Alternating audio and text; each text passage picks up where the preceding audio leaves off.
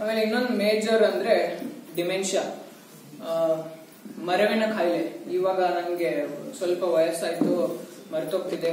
ಅದು ವಯಸ್ಸಿನ ಒಂದು ಇದರಲ್ಲಿ ಸ್ವಲ್ಪ ಮರವು ಸಹಜ, ಆದ್ರೆ ಅದಕ್ಕಿಂತ ಒಂದ್ ಸ್ವಲ್ಪ ಜಾಸ್ತಿ ಮರೆತಂಗ್ ಆಗ್ತಿದೆ ಅಂತೆಲ್ಲ ಅಂದ್ರೆ ಎಕ್ಸರ್ಸೈಸ್ ಹೆಲ್ಪ್ಸ್ ಅಲಾಟ್. ಎಕ್ಸರ್ಸೈಸ್ ಮಾಡೋದ್ರಿಂದ ಕೆಲವೊಂದು ಹಾರ್ಮೋನ್ಗಳು ಏನ್ ರಿಲೀಸ್ ಆಗುತ್ತೆ, ಎಂಡೋರ್ಫಿನ್ ಎಲ್ಲ ರಿಲೀಸ್ ಆಗುತ್ತೆ. ಎಕ್ಸರ್ಸೈಸ್ ವಾಕಿಂಗ್ ಹೋಗ್ತೀರಾ, ವಾಕಿಂಗ್ ಹೋದ್ಮೇಲೆ ಯಾರು ಸಿಗ್ತಾರೆ, ಮಾತಾಡ್ತೀರಾ, ಒಂದು ಸೋಷಿಯಲ್ ಇಂಟರಾಕ್ಷನ್ ಇರುತ್ತೆ. ಸೊ ಅದರಿಂದ ಎಲ್ಲ ಸ್ವಲ್ಪ ಕಡಿಮೆ ಆಗುತ್ತೆ ಆ ಮರುವಿನ ಕಾಯಿಲೆ ಇರೋದು. ಕೆಲವೊಂದನ್ನ ಈ ಪೇಪರ್ ಅಲ್ಲಿ ಸುಡೋಕು ಮಾಡೋದು, ಪಜಲ್ ಮಾಡೋದು, ಇಂಥದೆಲ್ಲ ಮಾಡಿದ್ರೆ ಅದು ಮತ್ತೆ ಸ್ವಲ್ಪ ಬೆಟರ್ ಇರುತ್ತೆ. ಅದನ್ನೆಲ್ಲ ಮಾಡಕ್ ಸ್ಟಾರ್ಟ್ ಮಾಡ್ಬೇಕು. ಯಾಕಂದ್ರೆ ಯು ಕೆನಾಟ್ ಸೇ ನನ್ಗೆ ಎಲ್ಲ ಚೆನ್ನಾಗಿ ನೆನಪಿರುತ್ತೆ, ಇಲ್ಲ. ನೀವು ಸ್ವಲ್ಪ ಕೇರ್ ತಗೊಳಕ್ಕೆ ಸ್ಟಾರ್ಟ್ ಮಾಡ್ಬೇಕು. ನಿಮ್ದು ಹೆಲ್ತ್ ಬಗ್ಗೆ ನೀವು ಕೇರ್ ತಗೋಬೇಕು. ಅದರಿಂದ ಎಕ್ಸರ್ಸೈಸ್ ರೆಗ್ಯುಲರ್ ಆಗಿ ಕಾರ್ಡಿಯೋ ಎಕ್ಸರ್ಸೈಸ್ ಅಂತ ಹೇಳ್ತೀವಿ, ಇಲ್ಲ ವಾಕಿಂಗ್, ಫಾಸ್ಟ್ ವಾಕಿಂಗ್, ಈ ತರ ಎಲ್ಲ ಮಾಡೋದು. ಸ್ವಲ್ಪ ಗ್ರೂಪ್ ಎಕ್ಸರ್ಸೈಸ್ ಅಂದ್ರೆ ಎಲ್ಲರ ಜೊತೆ ಸೇರಿ ಎಕ್ಸರ್ಸೈಸ್ ಮಾಡೋದು. ಈ ತರ ಎಲ್ಲ ಮಾಡೋದ್ರಿಂದ ಸ್ವಲ್ಪ ಅದ್ ಮರವಿನ ಕಾಯಿಲೆಯನ್ನ ಕಡಿಮೆ ಮಾಡಬಹುದು. ನಿಮ್ಗೆ ಅದರ ತುಂಬಾ ಅನಿಸ್ತಿದೆ ಅಂದ್ರೆ ಅದನ್ನ ಇಗ್ನೋರ್ ಮಾಡಬಾರ್ದು. ಫಸ್ಟ್ ಥಿಂಗ್, ಯಾರಾದ್ರೂ ಒಬ್ರು ಸೈಕ್ಯಾಟ್ರಿಸ್ಟ್, ಮನೋವೈದ್ಯರು ಇರ್ತಾರಲ್ಲ, ಅವರಿಗೆ ಕನ್ಸಲ್ಟ್ ಮಾಡಬೇಕು. ನನ್ಗೆ ಈ ತರ ತುಂಬಾ ಮರ್ತೋದಂಗ್ ಅನಿಸ್ತಾ ಇದೆ, ಏನ್ ಮಾಡ್ಬೇಕು ಅಂತ. So they are better at handling dementia. Okay, so ಈ ಎಕ್ಸರ್ಸೈಸ್ ಎಲ್ಲ ಮಾಡೋದ್ರಿಂದ ಒಂದು ನಿದ್ರೆ ಎಲ್ಲ ಚೆನ್ನಾಗಿ ಬರುತ್ತೆ. ಆಮೇಲೆ ನ್ಯೂರೋಜೆನೆಸಿಸ್ ಅಂತ ಹೇಳ್ತೀವಿ. ಎಕ್ಸರ್ಸೈಸ್ ಮಾಡೋದ್ರಿಂದ ನ್ಯೂರೋಜೆನೆಸಿಸ್ ಆಗುತ್ತೆ. ಅಂದ್ರೆ ಬ್ರೈನ್ ಅಲ್ಲಿ ಹೊಸ ಒಂದು ನ್ಯೂರಾನ್ ಅಂತ ಹೇಳ್ತೀವಲ್ಲ, ಒಂದು ಹೊಸ ಜೀವಕೋಶ ಉತ್ಪತ್ತಿ ಆಗುತ್ತೆ ಎಕ್ಸರ್ಸೈಸ್ ಅನ್ನ ರೆಗ್ಯುಲರ್ ಆಗಿ ಮಾಡೋದ್ರಿಂದ.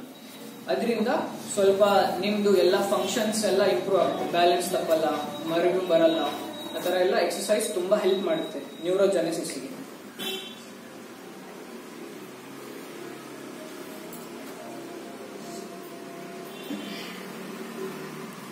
ಆಮೇಲೆ ಕಾಮನ್ ಡೌಟ್ಸ್, ಫಿಸಿಯೋಥೆರಪಿ ಬಗ್ಗೆ ಡೌಟ್. ಇವಾಗ ನಿಮ್ಗೆ ಎಷ್ಟು ಜನ ಥಿಂಕ್ ಮಾಡ್ತೀರಾ ಫಿಸಿಯೋಥೆರಪಿ ಬೇಕಂದ್ರೆ ಯಾರಾದ್ರೂ ಡಾಕ್ಟರ್ ರೆಫರ್ ಮಾಡ್ಬೇಕು?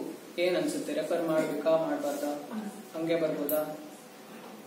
ಮಾಡ್ಬೇಕು. ಓಕೆ, ಮಾಡ್ಬೇಕು ಅಂತ ಎಷ್ಟು ಜನಕ್ಕೆ ಅನ್ಸುತ್ತೆ? ಬೇರೆ ಡಾಕ್ಟರ್ ಹೇಳಿದ್ರೆ ಮಾತ್ರ ಫಿಸಿಯೋಥೆರಪಿ ಮಾಡಿಸ್ಬೇಕು. ಸರಿ, ಫಿಸಿಯೋಥೆರಪಿ ಅಂದ್ರೆ ಆಕ್ಚುಲಿ ಆತರ ಇರಲ್ಲ. You can directly come to a physiotherapist. ನಿಮ್ಗೇನೋ ನೆಕ್ ಪೇನ್ ಬಂತು, ನೀವು ಡೈರೆಕ್ಟ್ ಆಗಿ ಆರ್ಥೋಪೆಡಿಷನ್ ಹತ್ರ ಹೋಗ್ಬೇಕಂತಿಲ್ಲ, ಡೈರೆಕ್ಟ್ ಆಗಿ ಫಿಸಿಯೋಥೆರಪಿಸ್ಟ್ ಹತ್ರ ಬರ್ಬೋದು. It's not necessary that we need a referral. Okay, ಕೆಲವೊಂದು ಕಂಡೀಷನ್ ಅಲ್ಲಿ ನಮಗ್ ಗೊತ್ತಾಗುತ್ತೆ ಇದು ಫಿಸಿಯೋಥೆರಪಿಯಿಂದ ಕಡಿಮೆ ಆಗಲ್ಲ, ಅವಾಗ ಬೇರೆ ಡಾಕ್ಟರ್ಗೆ ನಾವೇ ರೆಫರ್ ಮಾಡ್ತೀವಿ. ಓಕೆ, ಸೊ ನಿಮ್ಗೆ ಬೇರೆ ಡಾಕ್ಟರ್ ಹೇಳ್ಬೇಕಂತಿಲ್ಲ, ನೀವು ಡೈರೆಕ್ಟ್ ಫಿಸಿಯೋಥೆರಪಿಗೆ ಬರ್ಬೋದು. ಆಮೇಲೆ ತುಂಬಾ ಜನ ಕೇಳ್ತಾರೆ ಫಿಸಿಯೋಥೆರಪಿ ಮಾಡ್ಬೇಕಾದ್ರೆ ನೋವಾಗುತ್ತಾ ಅಂತ. ಫಿಸಿಯೋಥೆರಪಿ ಮಾಡ್ಬೇಕಾದ್ರೆ ನೋವೇನಾಗಲ್ಲ. Actually it's good. Maybe first day ಒಂದ್ ಸ್ವಲ್ಪ ಎಕ್ಸರ್ಸೈಸ್ ಎಲ್ಲ ಮಾಡಿದ ಸಲುವಾಗಿ ನೋವು ಬರ್ಬೋದು, ಇವೆಂಚುಲಿ ಎಲ್ಲ ಕಡಿಮೆ ಆಗುತ್ತೆ ಅದು. ಆಮೇಲೆ ಇನ್ನೊಂದು ಕೇಳ್ತಾರೆ ಎಷ್ಟು ದಿನ ಬೇಕು ಫಿಸಿಯೋಥೆರಪಿ, ಎಷ್ಟು ದಿನ ಮಾಡಿಸ್ಬೇಕು ಅಂತ. ಅದು ಪ್ಯೂರ್ಲಿ ಡಿಪೆಂಡಿಂಗ್ ಆನ್ ನಿಮ್ಗೆ ಏನಾಗಿದೆ, ಎಷ್ಟಾಗಿದೆ ಅನ್ನೋದ್ರ ಮೇಲೆ. ನೀವೆಷ್ಟು ಬೇಗ ಬರ್ತೀರಲ್ಲ ಅಷ್ಟು ಬೇಗ ಸಾಕಾಗುತ್ತೆ. ಕೆಲವೊಬ್ಬರಿಗೆ ಒಂದೇ ದಿನ ಫಿಸಿಯೋಥೆರಪಿ ಸಾಕಾಗುತ್ತೆ, ಆಮೇಲೆ ಅವ್ರಿಗೆ ಮನೇಲಿ ಏನ್ ಮಾಡ್ಬೇಕು ಅದನ್ನ ಹೇಳ್ಕೊಡ್ಬೋದು. ಕೆಲವೊಬ್ಬರಿಗೆ 5 ದಿನ ಬೇಕಾಗುತ್ತೆ, ಕೆಲವೊಬ್ಬರಿಗೆ 1 ವರ್ಷನೂ ಬೇಕಾಗುತ್ತೆ. ಈ ಸ್ಟ್ರೋಕ್, ಪ್ಯಾರಾಲಿಸಿಸ್ ಎಲ್ಲ ಇದೆಯಲ್ಲ, ಅದು ತುಂಬಾ ಸ್ಲೋ ರಿಕವರಿ. ಅವರಿಗೆ 1 ವರ್ಷ 2 ವರ್ಷ ತನಕ ಫಿಸಿಯೋಥೆರಪಿ ಕಂಟಿನ್ಯೂ ಮಾಡ್ತಾರೆ ಅವರು. ಸೊ ಆರ್ಥೋಪೆಡಿಕ್ ಕಂಡೀಷನ್ ಅಂತ ಹೇಳ್ತೀವಲ್ಲ, ಎಲುಬು ಕೀಲಿಂಗ್ ತೊಂದ್ರೆ, ಸೌಕಳಿದು, ಅದು ಎಲ್ಲ ಒಂದಿನ, ಅದು ನಿಮ್ದು ಎಷ್ಟು ಡ್ಯಾಮೇಜ್ ಆಗಿದೆ ಅದ್ರ ಮೇಲೆ ಡಿಪೆಂಡ್. 5 ದಿನ ಸಾಕಾಗ್ಬೋದು, 10 ದಿನ ಸಾಕಾಗ್ಬೋದು, 15 ದಿನ ಸಾಕಾಗ್ಬೋದು.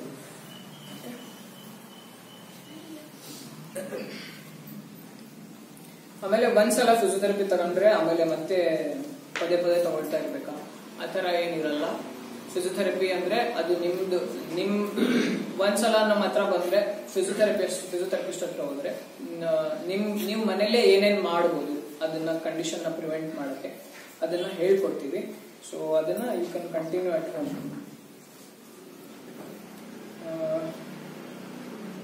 ಯಾವ ವಯಸ್ಸಿನವ್ರು ಚಿಕಿತ್ಸೆ ಪಡಿಬಹುದು? ತುಂಬಾ ವಯಸ್ಸಾದವರಿಗೆ ಫಿಸಿಯೋಥೆರಪಿ ಇರುತ್ತಾ? ಆಬ್ವಿಯಸ್ಲಿ ಇರುತ್ತೆ. ಚಿಕ್ಕ ಮಕ್ಕಳಿಗೆ ಇರುತ್ತೆ. ಸೊ ವಯಸ್ಸು ಯಾವುದೇ ಒಂದು ಇದು ಇಲ್ಲ, ಎಲ್ಲಾ ವಯಸ್ಸವರು ಫಿಸಿಯೋಥೆರಪಿ ತಗೋಬಹುದು. ಡೆಫಿನೆಟ್ಲಿ. ಸ್ವಲ್ಪ ಫೋಟೋಸ್ ಎಲ್ಲ ಇತ್ತು, ಇಲ್ಲಿ ತೋರಿಸ್ತೀನಿ. 6 ಗಂಟೆ ಹಿಡಿದ್ರೆ ಕಾಣಿಸುತ್ತಾ? ಹೌದು, ಕಾಣಿಸುತ್ತೆ. ಅಲ್ಲಿ ಇಟ್ಟು ಬಿಡಿ, ಅದ್ರ ಮೇಲೆ ಇಟ್ಟು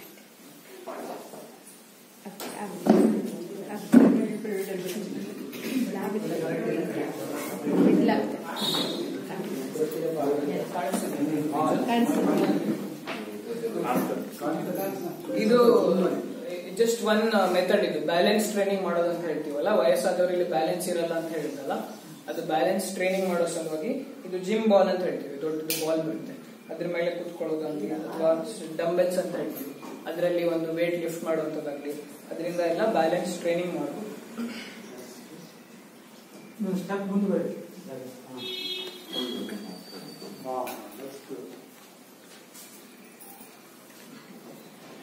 ಸೊ ಇದು ಒಂದು ಬ್ಯಾಲೆನ್ಸ್ ಟ್ರೈನಿಂಗ್ ಮಾಡೋದು ಇಲ್ಲಿದೆ ಅಲ್ಲ, that is called Bose ball. ಅದ್ರೊಳಗೆ ಅದು ಸ್ವಲ್ಪ ಹಿಂಗೆ ಬ್ಯಾಲೆನ್ಸ್ ಬೇಕಾಗುತ್ತೆ, ಅದ್ರ ಮೇಲೆ ನಿಂತ್ಕೋಬೇಕಂತ. ಸೊ ಅದು ಅದ್ರ ಮೇಲೆ ಟ್ರೈನಿಂಗ್ ಮಾಡುವಂಥದ್ದು ವಯಸ್ಸಾದವರಿಗೆ, ಅಥವಾ ಈವನ್ ಅಥ್ಲೀಟ್ಸ್ ಈ ಸ್ಪೋರ್ಟ್ಸ್ ಆಡ್ತಾರಲ್ಲ, ಅವರಿಗೆ ತುಂಬಾ ಬ್ಯಾಲೆನ್ಸ್ ಬೇಕಾಗುತ್ತೆ, ತುಂಬಾ ಫಾಸ್ಟ್ ಆಗಿ ಮೂವ್ಮೆಂಟ್ ಮಾಡ್ತಿರ್ತಾರೆ, ಅವರಿಗೆಲ್ಲ ಇದರಲ್ಲಿ ಟ್ರೈನ್ ಮಾಡುವಂಥದ್ದು.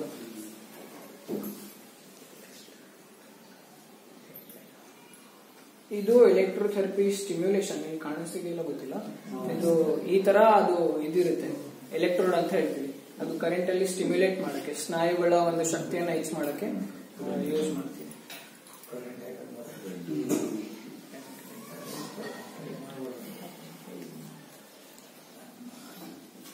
ಇದು ಶಾಕ್ ವೇವ್ ಥೆರಪಿ ಅಂತ. ಅದು ಸ್ವಲ್ಪ ಗನ್ ತರಾನೇ ಇರುತ್ತೆ. ಅದರಿಂದ ಎಲ್ಲ ಇದು ಪ್ಲಾಂಟರ್ ಫೇಶಿಯೈಟಿಸ್ ಮತ್ತೆ ನೆಕ್ ಪೇನ್, ಪಾದ ನೋವೆಲ್ಲ ಬರುತ್ತಲ್ಲ, ಅದೆಲ್ಲ ಸ್ವಲ್ಪ ಬೇಗ ಕಡಿಮೆ ಆಗ್ಬಿಡುತ್ತೆ. ಇದು ಶಾಕ್ ವೇವ್ ಥೆರಪಿ ಅಂತ ಹೇಳ್ತೀವಿ. ಇದೆಲ್ಲ ಫಿಸಿಯೋಥೆರಪಿದು ಮೊಡಾಲಿಟೀಸ್, ಇಕ್ವಿಪ್ಮೆಂಟ್ಸ್. ಆಮೇಲೆ ಅಲ್ಟ್ರಾಸೌಂಡ್ ಥೆರಪಿ ಅಂದ್ರೆ ಬಾವು ಬಂದಾಗ, ಅಥವಾ ಇವಾಗ ಸದ್ಯಕ್ಕೆ ಸ್ಟಾರ್ಟ್ ಆಗಿದೆ ನೋವು, ಇಲ್ಲೋ ಬಿದ್ರಿ ಸ್ವಲ್ಪ ಬಾವು ಬಂತು ಅಂತ ಟೈಮಲ್ಲೆಲ್ಲ ಕಡಿಮೆ ಆಗುತ್ತೆ ಅದು ಪೇನ್. ಆಮೇಲೆ ಕ್ಲಿನಿಕ್ ಇದು ಟೆನ್ಸ್ ಅಂತ, ಅದು ನೋವು ಕಡಿಮೆ ಮಾಡಕ್ಕೆ. ಇದು ಎಲೆಕ್ಟ್ರೋಡ್ ಅವಾಗ ಹಚ್ಚಿದ್ರಲ್ಲ, ಅದೇ ತರ ಬರುತ್ತೆ ಇದು ಸೇಮ್, ಅದು ನೋವೆಲ್ಲ ಕಡಿಮೆ ಮಾಡಕ್ಕೆ.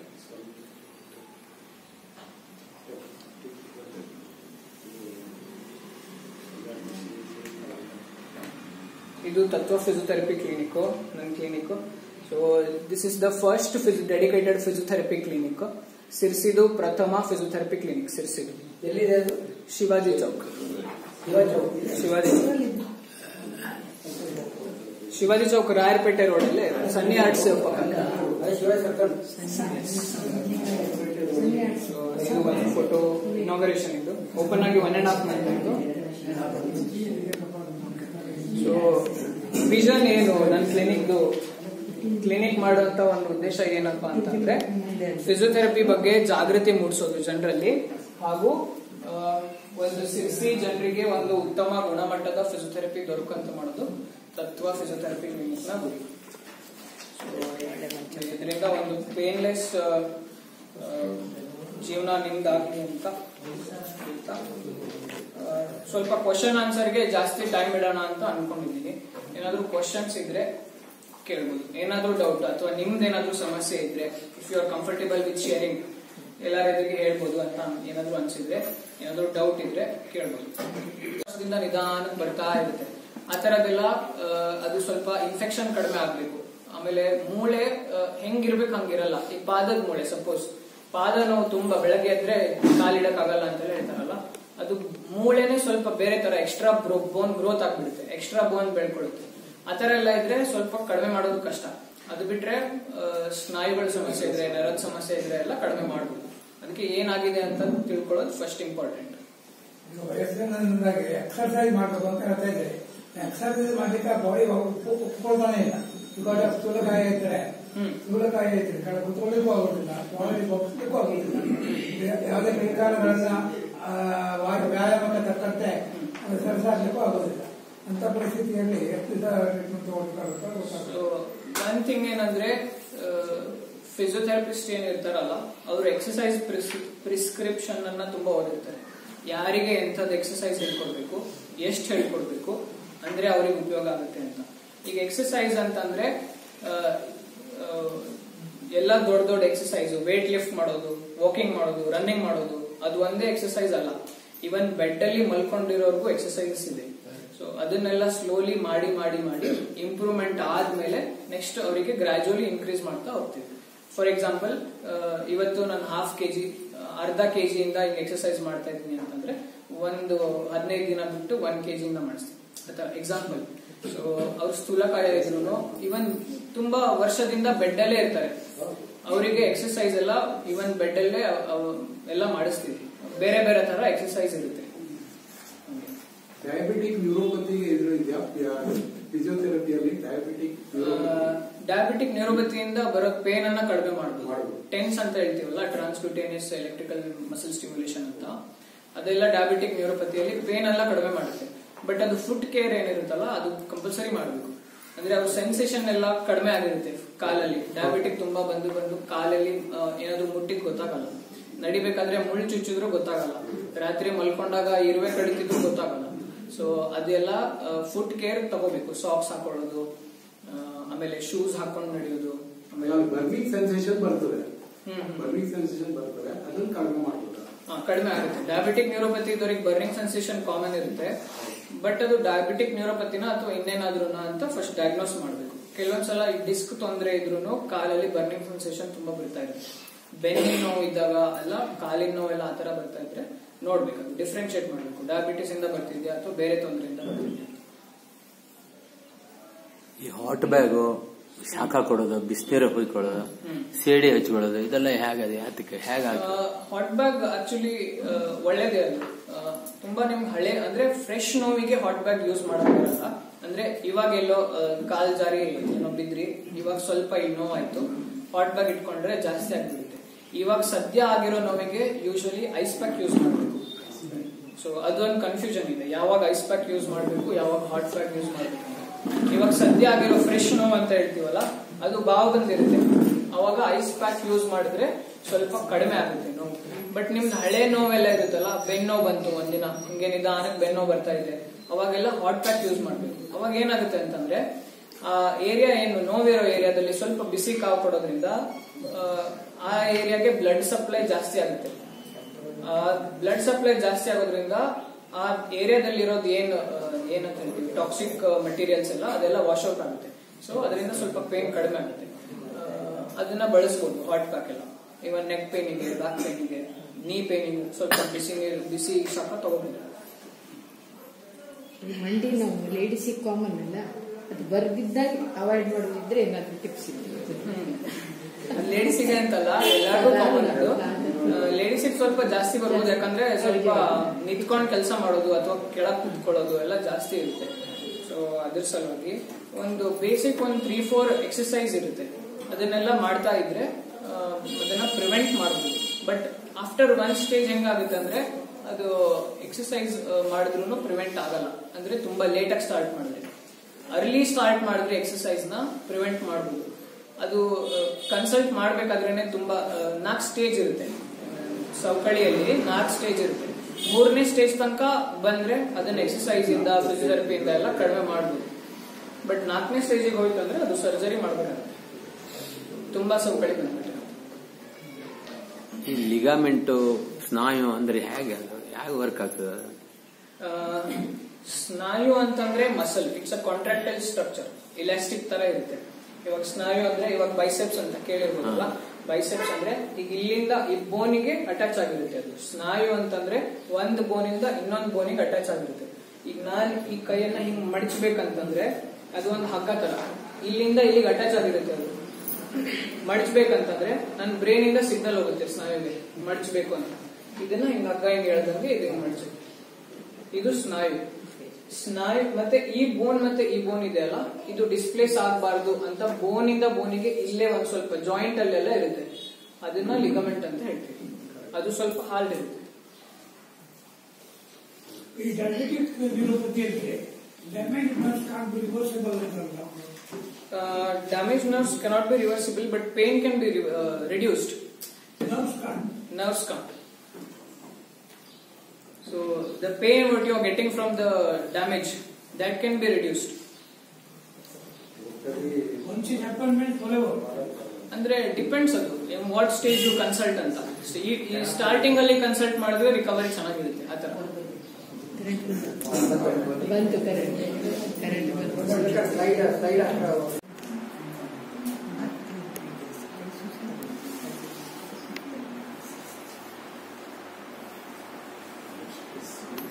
This is called gym ball.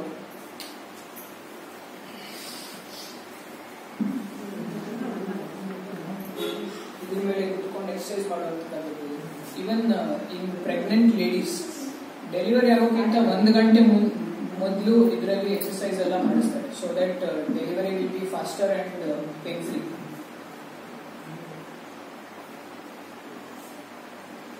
Balance training ಆಗಿರ್ಬೋದು ಅಥವಾ ಇನ್ನೊಂದು ಚಿಕ್ಕ ಮಕ್ಕಳಿಗೆ ಎಲ್ಲ ಇದ್ರ ಮೇಲೆ ತುಂಬಾ ಎಕ್ಸರ್ಸೈಸ್ ಎಲ್ಲ ಮಾಡಿಸ್ಬೋದು.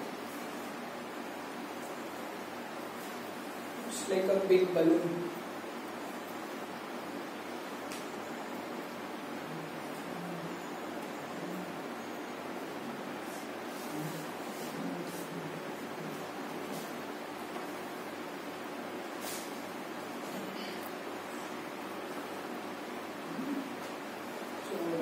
Clinic in future plan may be in coming months.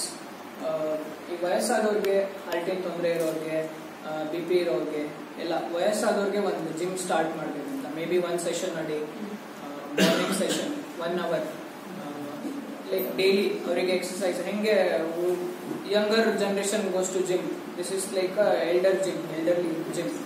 So really helps everyone to stay strong and energetic throughout the day.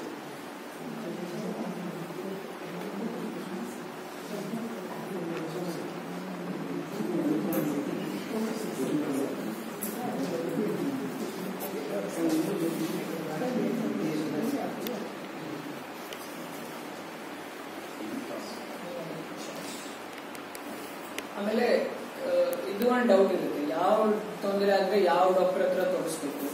ಆಮೇಲೆ ಇನ್ನೊಂದಿರುತ್ತೆ, ಡಾಕ್ಟರ್ ಹತ್ರ ಎಲ್ಲಾರು ಹೇಳಕ್ ಹೋದ್ರೆ ಡಾಕ್ಟರ್ ಬೈದ್ಬಿಡ್ತಾರೆ, ಹೇಳಲ್ಲ, ಏನು ಹೇಳಕ್ ಹೋಗಲ್ಲ.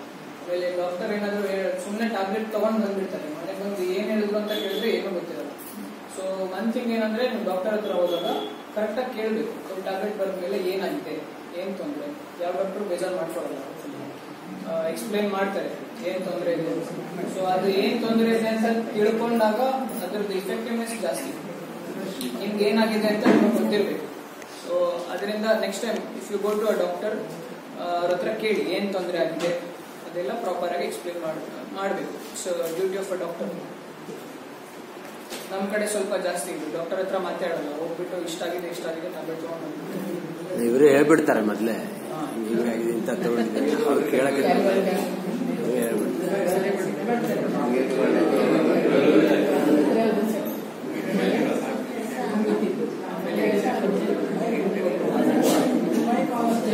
ಆನ್ ಆಗಿದೆ ಅಲ್ಲ, ಇರ್ಲಿ ಅನ್ಸುತ್ತೆ. ಸೊ ಆಮೇಲೆ ಇದು ಮಂಡಿ ನೋವು ಇದ್ರೆ ಯಾವ ಡಾಕ್ಟರ್ ಹತ್ರ ಹೋಗ್ಬೇಕು, ಡಿಸ್ಕ್ ಬಲ್ಜ್ ಇದ್ರೆ ಯಾವ ಡಾಕ್ಟರ್ ಹತ್ರ ಹೋಗ್ಬೇಕು, ಅದು ಎಲ್ಲ ನಿಮ್ಗೆ ಒಂದು ಐಡಿಯಾ ಇರಬೇಕು. ಯಾಕಂದ್ರೆ ಪೇಷಂಟ್ ಡಿಸ್ಕ್ ಬಲ್ಜ್ ಇದ್ರು ನಾರ್ಮಲ್ ಏನಂತಾರೆ ಜನರಲ್ ಫಿಸಿಷಿಯನ್ ಹತ್ರ ಹೋಗಿ, ಅಂದ್ರೆ ಅವರು ಸ್ವಲ್ಪ ಇಗ್ನೋರ್ ಮಾಡಿ ಕಂಡೀಷನ್ ಎಲ್ಲ ಸ್ವಲ್ಪ ವರ್ಸ್ ಆಗಿ ಈ ತರ ಎಲ್ಲ ಆಗೋ ಚಾನ್ಸಸ್ ಇರುತ್ತೆ.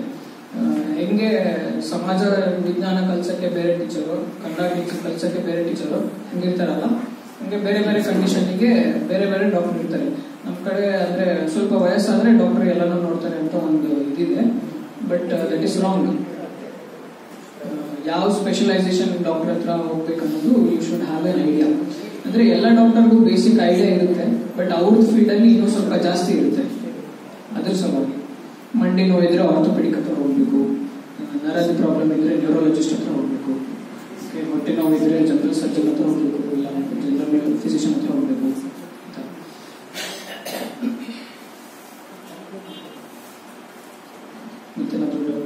ಫಿಸಿಯೋಥೆರಪಿಯಲ್ಲಿ ಹೆಚ್ಚಾಗಿ ಎಲೆಕ್ಟ್ರಿಕಲ್ ಇನ್ಸ್ಟ್ರೂಮೆಂಟ್ ಮೂಲಕನೇ ಟ್ರೀಟ್ಮೆಂಟ್ ಹೆಚ್ಚಿರುತ್ತೆ. ಆ ಥರ ಇಲ್ಲ, that is one misconception. Electrotherapy ಏನಿದೆ ಅಲ್ಲ, ಅದು ಸ್ಟಾರ್ಟಿಂಗ್ ಅಲ್ಲಷ್ಟೇ ಸ್ವಲ್ಪ ಪೇನ್ ಕಡಿಮೆ ಆಗೋ ತನಕ ಅಷ್ಟೇ ಯೂಸ್ ಮಾಡುವಂಥದ್ದು. ಓಕೆ, ಇನ್ನು ಅಬ್ರಾಡ್ ಅಲ್ಲೆಲ್ಲ ಹೋದ್ರೆ ಅದರದ್ದು ಯೂಸೇಜ್ ತುಂಬಾ ಕಡಿಮೆ ಇದೆ, ಇಲ್ಲಿಗಿಂತ ಕಡಿಮೆ ಇದೆ.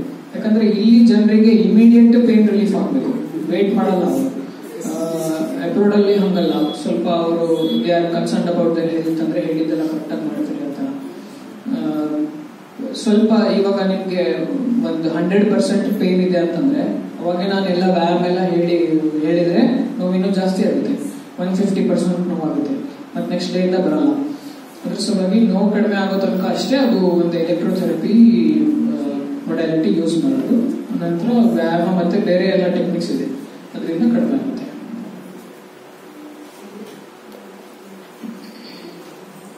ಮಡ್ ಥೆರಪಿಗೂ ನೋವಿಗೂ ಸಂಬಂಧ ಇದೆಯಾ? ಮಡ್ ಥೆರಪಿ ಮಡ್ ಥೆರಪಿ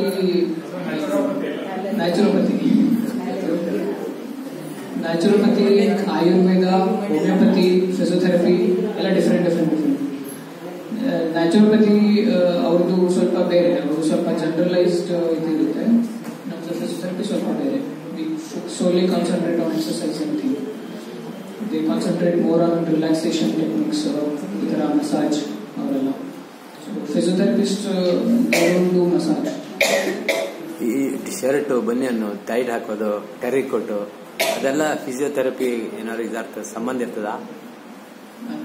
ಈ ಡ್ರೆಸ್ ಗೀಸ್ ಬಟ್ಟೆ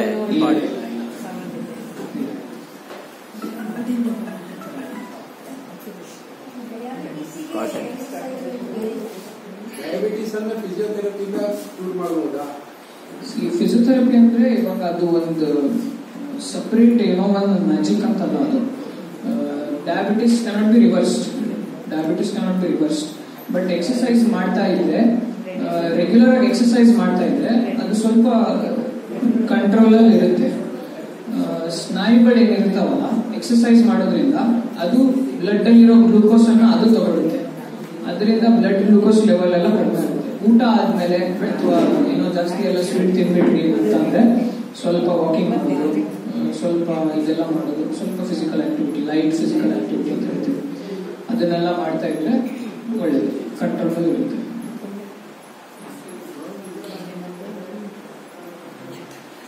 ಇವನ್ ಬ್ಲಡ್ ಪ್ರೆಷರ್ ಇದ್ದವ್ರಿಗೂ ಎಕ್ಸರ್ಸೈಸ್ ಎಲ್ಲ ಮಾಡ್ತಾ ಇದ್ರೆ ಚೆನ್ನಾಗಿ ಕಂಟ್ರೋಲ್ ಇರುತ್ತೆ. ನನಗೆ 2022 ಕೈ ನೋವು ಇತ್ತಿದ್ದು.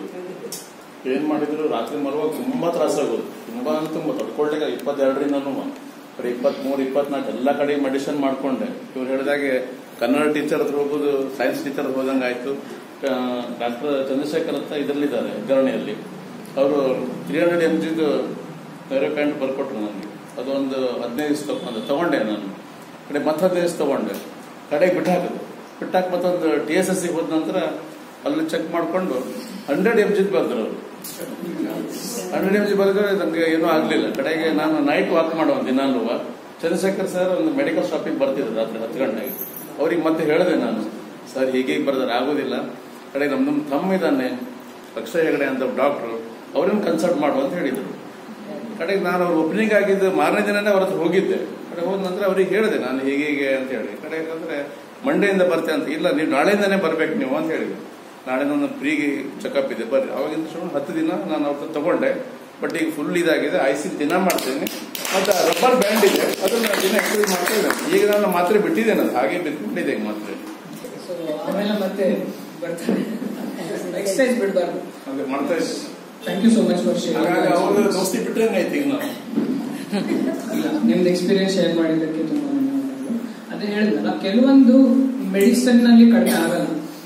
ಇವಾಗ ಏನು ಆರ್ಥರೈಟಿಸ್ ಅಂತ ಹೇಳ್ತೀವಲ್ಲ, ಟೆಂಪರರಿ ಆರ್ಥರೈಟಿಸ್ ಅಂತ ಹೇಳ್ತೀವಲ್ಲ, ಅದು ಜಾಯಿಂಟ್ ಒಳಗಡೆ ತೊಂದರೆ ಇರುತ್ತೆ. ಅಂದ್ರೆ ಸವಕಳಿ ಬಂದಿರೋದು ಹೇಳ್ತೀವಲ್ಲ, ಯೂಶಲಿ ಅರ್ಥ ಆಗ್ಲಿ ಅಂತ ಅದ್ರೊಳಗಡೆ ಆಯಿಲ್ ಕಡಿಮೆ ಆಗಿರುತ್ತೆ, ಅದು ಇದು ಅಂತ ಹೇಳ್ತಾರೆ. ಬಟ್ ಆಯಿಲ್ ಏನು ಕಡಿಮೆ ಆಗಿರಲ್ಲ.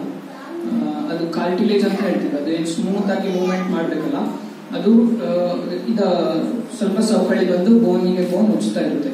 ಟ್ಯಾಬ್ಲೆಟ್ ತಗೊಂಡ್ರೆ ಅದು ಮತ್ತೆ ಅದು ಬೆಳೆಯಲ್ಲ. ಅದು ಒಂದ್ಸಲ ಸವಕಳಿ ಬಂದ್ರೆ ಸವಕಳಿ ಕಂಟಿನ್ಯೂಸ್ ಇದ್ದೇ ಇರುತ್ತೆ. ಸೊ ಎಕ್ಸರ್ಸೈಸ್ ಮಾಡಿದ್ರೆ ಅದು ಜಾಯಿಂಟ್ ಏನು ಈ ತರ ಇರುತ್ತಲ್ಲ, ಒಂದ್ರ ಮೇಲೆ ಒಂದು ಸ್ವಲ್ಪ ಈ ತರ ಆಗುತ್ತೆ. ಸ್ನಾಯುಗಳಿಗೆ ಶಕ್ತಿ ಬಂದ್ರೆ ಸೊ ಜಾಯಿಂಟ್ ಮೇಲಿನ ಪ್ರೆಷರ್ ಎಲ್ಲ ಕಡಿಮೆ ಆಗುತ್ತೆ. So that gives you a long term relief. Tablet ತಗೊಂಡ್ರೆ ಬೆಳಗಿನ ಸಿಂಟಮ್ಸ್ ಅಷ್ಟೇ ನೋವು ಕಡಿಮೆ ಆಗುತ್ತೆ. ರೆಗ್ಯುಲರ್ ಆಗಿ ಎಕ್ಸರ್ಸೈಸ್ ಮಾಡ್ತಾ ಇದ್ರೆ ಇದು ರಿಲೀಫ್ ಸಿಗುತ್ತೆ.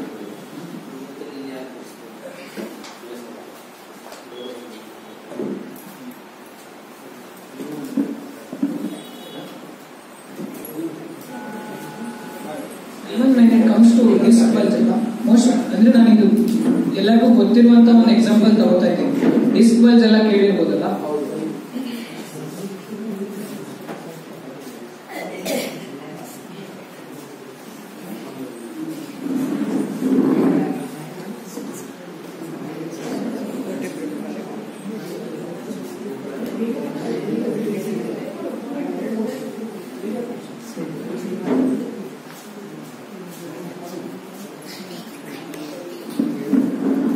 ಇಲ್ಲಿ ನೋಡ್ತಿದ್ದೀರಿ ಡಿಸ್ಕ್, ಇದು ಸೊಂಟದಲ್ಲಿದ್ದ ಡಿಸ್ಕ್ ಸ್ವಲ್ಪ ಕಂಪ್ರೆಸ್ ಆಗಿ ಈ ತರ ಹೊರಗೆ ಬಂದು ನರನ ಒತ್ತಾ ಇರುತ್ತೆ. So if somebody can explain me, tablet ತಗೊಂಡ್ರೆ ಈ ಡಿಸ್ಕ್ ಹೆಂಗೆ ಈ ಕಡೆ ಹೋಗುತ್ತೆ, ಒಳಗೆ ಏನು ಹೋಗುತ್ತಾ ಇಲ್ಲ. So there are some condition which cannot be cured by medicine. ಅಂದ್ರೆ ಪೇನ್ ಅಷ್ಟೇ ರಿಲೀಫ್ ಆಗುತ್ತೆ. ಮೆಡಿಸಿನ್ ಬಂದು ಏನ್ ಮಾಡುತ್ತೆ, ಇಲ್ಲಿಂದ ನೋವೇನ್ ಬ್ರೈನಿಗೆ ಹೋಗುತ್ತಲ್ಲ ಸೆನ್ಸೇಷನ್, ಅದನ್ನ ಬ್ಲಾಕ್ ಮಾಡುತ್ತೆ ಅಷ್ಟೇ. ಸೊ ಎಕ್ಸರ್ಸೈಸ್ ಮಾಡೋದ್ರಿಂದ ಇದು ಸ್ವಲ್ಪ ನರ್ವ್ ಮೂವ್ಮೆಂಟ್ಸ್ ಎಲ್ಲ ಫ್ರೀ ಆಗಿ ಮಾಡಬಹುದು.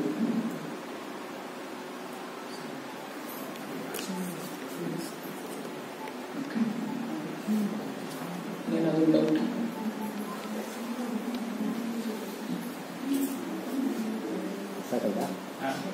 ಸರಿ, ಥ್ಯಾಂಕ್ ಯು ಸೊ ಮಚ್. ಒಂದು ಅವಕಾಶವನ್ನು ಮಾಡಿಕೊಟ್ಟಂತ BG ಗಾಯತ್ರಿ ಸರ್ ಅವರಿಗೂ ಹಾಗೂ ಗಾಯತ್ರಿ ಬಳಗದ ಎಲ್ಲ ಸದಸ್ಯರಿಗೂ ತುಂಬಾ ಧನ್ಯವಾದಗಳು. ಒಂದು ಹೆಲ್ತ್ ಸಲುವಾಗಿ ಇಷ್ಟು ನೀವು ಕನ್ಸರ್ನ್ ಇದ್ದೀರಾ, ಒಂದು ಹೆಲ್ತ್ ಕಾರ್ಯಕ್ರಮಕ್ಕೆ ಬಂದಿದ್ದೀರಾ ಅಂತಂದ್ರೆ you are already there half way.